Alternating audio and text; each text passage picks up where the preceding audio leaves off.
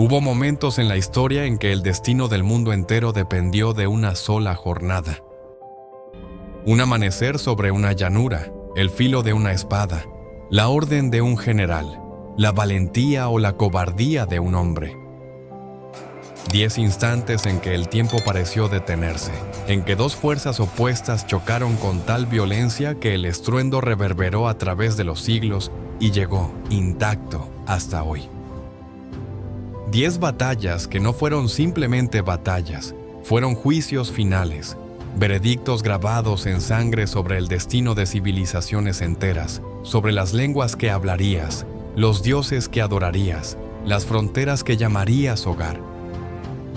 Imagina un mundo donde Grecia cayó ante Persia, donde el Islam conquistó Europa siglos antes del Renacimiento, donde Napoleón gobernó cada rincón del continente sin que nadie lo detuviera, donde la esclavitud sobrevivió en una nación que se llamaba libre. Esos mundos existieron, suspendidos en el filo de la posibilidad, a un paso de convertirse en realidad. Hoy te revelaremos las 10 batallas que los impidieron, o los desencadenaron, los 10 choques de acero y voluntad que trazaron el mapa del mundo que hoy habitas. Prepárate, lo que creías saber sobre la historia está a punto de arder. Puesto 10. Maratón, año 490 a.C. Un ejército de ciudadanos griegos, hoplitas con escudos de bronce y lanzas de fresno, se plantó frente a la maquinaria de guerra más poderosa que el mundo antiguo había conocido jamás. El imperio persa, comandado por Darío I, había cruzado el mar Egeo con decenas de miles de guerreros para aplastar a esa pequeña y atrevida polis que había osado desafiar su autoridad. Y frente a ese coloso, apenas 10.000 atenienses y sus aliados de platea, 10.000 hombres para defender no solo una ciudad, sino una idea que el mundo apenas comenzaba a pronunciar: la democracia. El estratega Milcíades tomó una decisión que la historia nunca olvidaría. En lugar de esperar encerrado detrás de murallas, lanzó a sus hoplitas en una carga frontal a toda velocidad, colapsando los flancos persas con una ferocidad que dejó al enemigo sin espacio para maniobrar. Los arqueros persas, el arma más temida del Asia, apenas pudieron disparar antes de que el acero griego los alcanzara. En un solo día, 6.400 persas quedaron muertos sobre la llanura, mientras los griegos perdían menos de 200 hombres. Fue una masacre asimétrica, un milagro militar, una victoria que resonó como un trueno desde las costas del Mediterráneo hasta los confines del mundo conocido. Pero ¿qué habría pasado si Persia hubiera ganado en Maratón? Imagínalo: Atenas incendiada, sus filósofos silenciados, su sistema democrático aplastado bajo el peso de un trono imperial. Sócrates no habría nacido para enseñar, Platón no habría escrito jamás. Y la democracia, ese experimento frágil y brillante que hoy sostiene la arquitectura política de Occidente, habría muerto antes de dar sus primeros frutos. Maratón no fue solo una batalla, fue el primer latido de un corazón que todavía palpita en cada parlamento del mundo, en cada voto libre, en cada ciudadano que se atreve a exigir sus derechos. Puesto 9. Gaugamela, año 331 a.C. Alejandro de Macedonia, el hombre al que los dioses parecían haber esculpido para la guerra, se enfrentó al gran rey Darío III sobre las llanuras de lo que hoy es Irak con apenas 47.000 soldados. Frente a él, un ejército persa de entre 150.000 y 250.000 guerreros, con elefantes de combate, carros con hoces giratorias y la élite de un imperio que dominaba el mundo desde hacía 2 siglos. Era, en cualquier cálculo racional, un suicidio. Alejandro no conocía esa palabra, y tampoco conocía la palabra miedo. Ejecutó una de las maniobras más geniales de la historia humana. Desplazó su línea hacia la derecha, forzó a los persas a extenderse, abrió un hueco en el centro enemigo y lanzó su caballería compañera directamente hacia Darío con una velocidad devastadora. El gran rey, viendo la muerte acercarse a caballo, huyó. Su ejército, sin liderazgo, colapsó como un edificio sin columnas. En pocas horas el imperio aqueménida dejó de existir, y Alejandro no había conquistado solo un territorio, había fundado una nueva época entera, el mundo helenístico, donde la lengua griega, la filosofía, el arte y la ciencia se extendieron desde Egipto hasta la India como nunca antes. ¿Y si Alejandro hubiera caído en Gaugamela? El imperio persa habría sobrevivido como la fuerza dominante del mundo conocido. La cultura griega habría permanecido encerrada en su pequeño rincón mediterráneo, sin irradiarse hacia Roma y desde Roma hacia toda la civilización occidental. No habría existido Alejandría con su biblioteca colosal. La ciencia, la filosofía y la medicina que hoy conoces llevan el sello invisible de ese jinete que cargó contra un ejército 10 veces mayor que el suyo. Alejandro no fue solo un conquistador, fue el arquitecto del alma intelectual de Occidente. Puesto 8. Tours-Poitiers, año 732 después de Cristo. El Islam había nacido apenas un siglo antes y ya había barrido con todo a su paso. La península arábiga, Persia, el norte de África y casi toda la península ibérica. Su avance era imparable, metódico, devastador como una marea de fuego. Ahora un ejército bereber y árabe al mando de Abd al-Rahman al-Ghafiqi cruzaba los Pirineos hacia el corazón de la Europa cristiana, saqueando ciudades y aplastando resistencias. Solo había un hombre capaz de interponerse: Charles Martel, el mayordomo del Palacio Franco, un guerrero de hierro a quien sus propios enemigos llamaban el Martillo. Martel formó a sus francos en una falange densa, un muro humano de lanzas y escudos que las cargas de caballería árabe no pudieron romper durante días de combate brutal y sin cuartel. Cuando Abd al-Rahman cayó muerto en batalla, su ejército se desintegró en la oscuridad como humo. Europa respiró. La expansión islámica hacia el norte quedó sellada en ese campo de Francia para los siglos venideros. Martel nunca fue coronado rey, pero la historia lo recuerda como el hombre que decidió, sin saberlo del todo, que Europa sería cristiana durante los siguientes 13 siglos. Cierra los ojos y piensa en ese escenario alternativo. Una Europa islamizada en el siglo VIII, el Vaticano convertido en mezquita, Carlomagno y la unificación cristiana del continente borrados de la historia.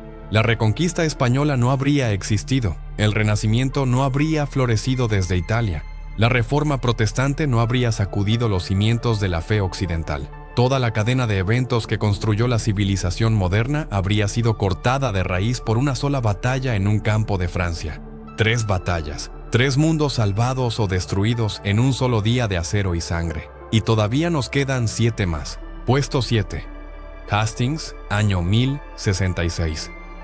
Harold Godwinson llevaba apenas 9 meses sentado en el trono de Inglaterra cuando el cielo sobre su reino se oscureció con la llegada de Guillermo, duque de Normandía, un bastardo de sangre vikinga y ambición desmedida que reclamaba esa corona como si le fuera debida por decreto divino.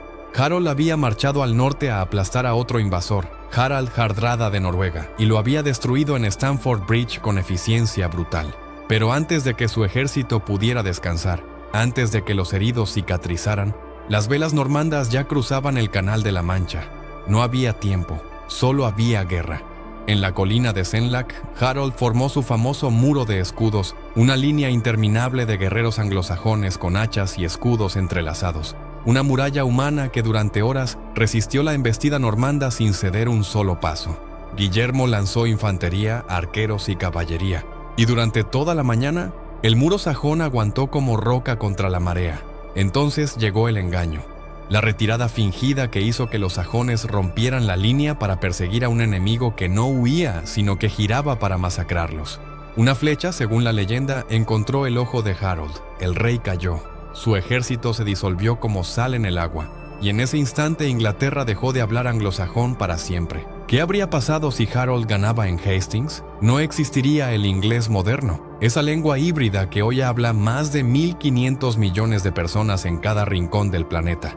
No habría existido el feudalismo normando que moldeó toda la estructura política y jurídica de Inglaterra, ni la Carta Magna que siglos después inspiraría las constituciones modernas y la noción misma de derechos individuales. Una sola flecha, en un solo ojo, en un solo día de octubre, y el destino de la civilización occidental quedó sellado para siempre sobre esa colina empapada de sangre inglesa.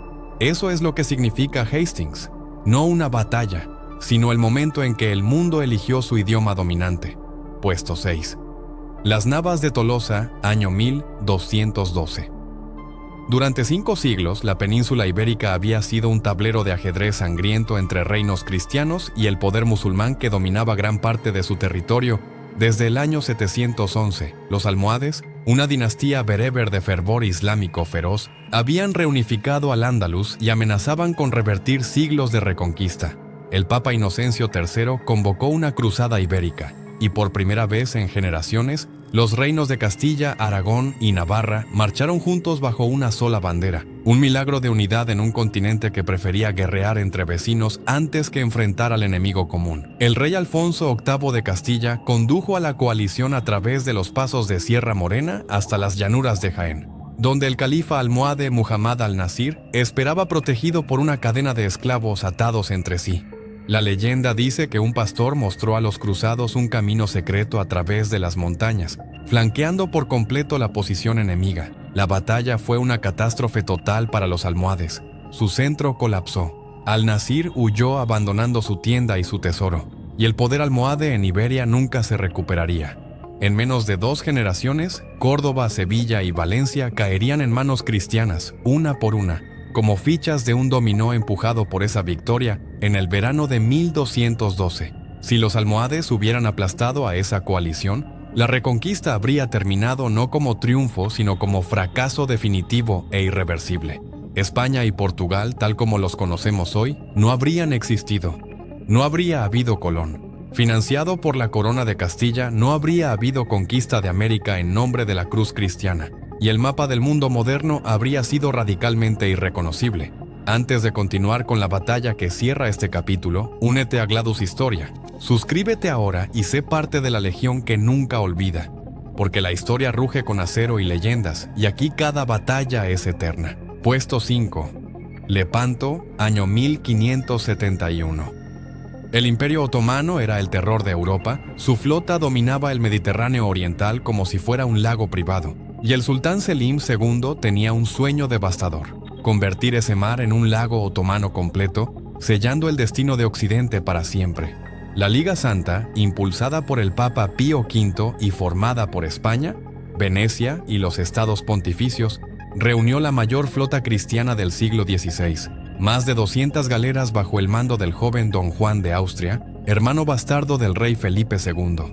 Era la última apuesta de Occidente antes de perder el corazón del mundo conocido. El choque en el Golfo de Lepanto fue apocalíptico. Más de 400 embarcaciones combatiendo en una distancia tan corta que los hombres escuchaban los gritos enemigos antes de verse las caras. Don Juan lanzó sus galeazas como torres flotantes de fuego y artillería que desorganizaron la línea otomana antes de que los abordajes comenzaran. En pocas horas, más de 30.000 otomanos murieron o fueron capturados, y el mito de la invencibilidad naval otomana, ese coloso que había aterrorizado a Europa durante generaciones, se partió en dos sobre las aguas del Mediterráneo como un mástil bajo la tormenta. Entre los heridos de ese día estaba un soldado español llamado Miguel de Cervantes, quien sobrevivió para escribir la obra literaria más importante del idioma castellano, porque la historia siempre guarda sus ironías más perfectas para los días de mayor violencia. Puesto Waterloo, año 1815. Napoleón Bonaparte había regresado del exilio como un volcán que ningún poder europeo pudo contener, recuperando el trono de Francia en 100 días que sacudieron al continente entero hasta los cimientos. Las potencias coaligadas, aterradas de que el águila imperial alzara vuelo una vez más, reunieron sus ejércitos desde todos los rincones de Europa para aplastarlo definitivamente. Wellington, desde el oeste con sus tropas británicas y aliadas, Blücher, desde el este con los prusianos, una tenaza gigantesca cerrándose sobre el hombre que había redibujado el mapa de Europa más veces que ningún otro ser humano en la historia. Napoleón apostó todo a una sola idea: destruir a Wellington antes de que llegaran los prusianos.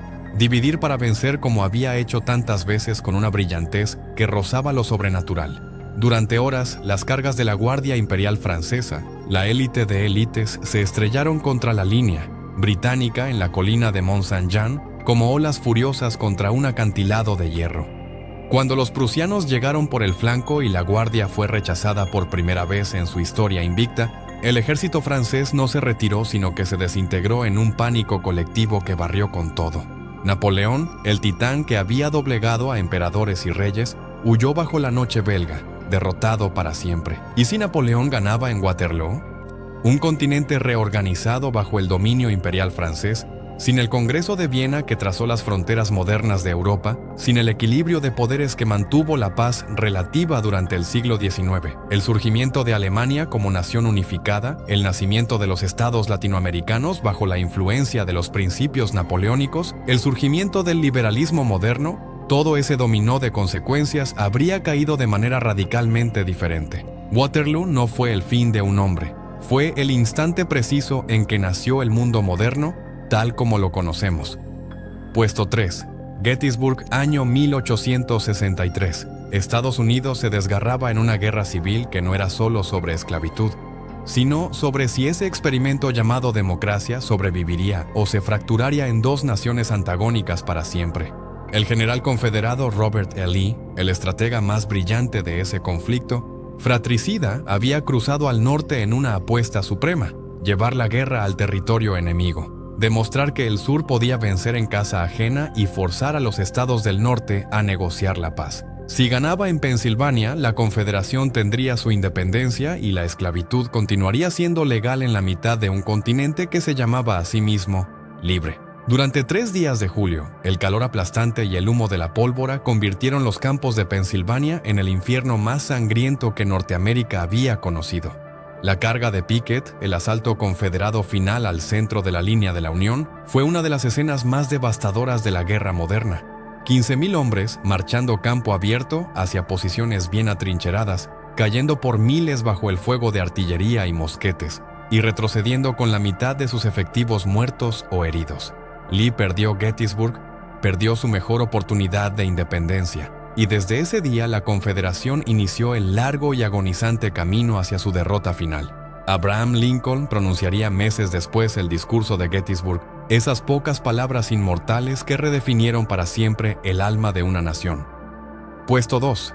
Stalingrado, año 1942 hasta 1943. Adolf Hitler había ordenado la conquista de esa ciudad sobre el río Volga con una obsesión que trascendía la estrategia militar y rozaba lo patológico, en parte porque llevaba el nombre de su enemigo mortal, en parte porque su caída sería el símbolo supremo de la invencibilidad nazi. El sexto ejército alemán se adentró en las ruinas de Stalingrado en lo que se convertiría en la batalla urbana más brutal de la historia humana, una guerra de metros, de edificios, de escaleras y sótanos, donde los hombres se mataban a centímetros de distancia durante meses bajo el frío ruso más despiadado. Cada fábrica, cada bloque de apartamentos, cada montículo de escombros se convirtió en una fortaleza regada con sangre de los dos bandos. El general soviético Vasily Chuikov defendió cada ruina, cada ladrillo, cada palmo de tierra con una tenacidad que desafió toda lógica racional de supervivencia. Los francotiradores soviéticos convirtieron cada ventana rota en una emboscada mortal, y los contraataques nocturnos mantenían al enemigo en un estado de agotamiento y terror perpetuo. Cuando las tropas soviéticas cerraron el cerco en noviembre, 300,000 soldados alemanes quedaron atrapados sin escape posible. Y en febrero de 1943, el mariscal Paulus se rindió, la primera vez que un mariscal alemán entregaba su espada al enemigo. El Tercer Reich no lo sabía aún, pero Stalingrado fue su sentencia de muerte, el punto exacto en que la marea de la guerra giró para no volver nunca más. Puesto 1. Midway, junio de 1942. 6 meses después de Pearl Harbor, el almirante Yamamoto Isoroku diseñó la operación que, según él, destruiría la flota del Pacífico estadounidense de una vez y para siempre, dejando el océano más grande del mundo bajo dominio imperial japonés. Portaaviones japoneses, los más poderosos del planeta en ese momento, avanzaron hacia el atolón de Midway con una superioridad aplastante sobre el papel. Lo que Yamamoto no sabía era que los criptógrafos estadounidenses habían descifrado sus códigos, y el almirante Chester Nimitz ya lo esperaba con una trampa tendida en el azul infinito del Pacífico. En apenas 5 minutos devastadores, los bombarderos en picado de la Marina estadounidense encontraron a los portaaviones japoneses en el momento más vulnerable, con sus cubiertas llenas de aviones cargados de combustible y armamento. El Akagi, el Kaga, el Soryu y el Hiryu ardieron uno tras otro como antorchas sobre el océano, hundiéndose con cientos de sus pilotos más experimentados, irreemplazables, los maestros del aire que Japón había tardado años en formar. En portaaviones hundidos en un solo día, El imperio del sol naciente perdió no solo su supremacía naval, sino la capacidad misma de recuperarla, y la guerra en el Pacífico inició su inexorable marcha hacia la rendición japonesa. 10 batallas, 10 momentos en que la humanidad eligió su destino, 10 instantes en que el acero y la voluntad de los hombres escribieron el nombre de la eternidad con sangre sobre la tierra. La historia nunca muere, ruge, arde y vive en cada generación que se atreve a recordarla, y su legado, como el de cada guerrero que cayó en estos campos, es inmortal para siempre.